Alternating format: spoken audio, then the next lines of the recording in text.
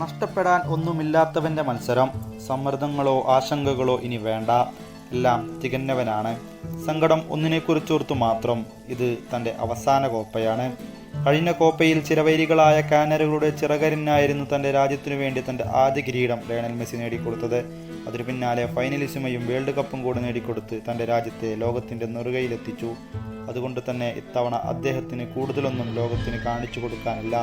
പടിയിറങ്ങുമ്പോൾ ഒരു ആഡംബരത്തിനു വേണ്ടി മാത്രം വേണമെങ്കിൽ ഈ കോപ്പ നേടാം.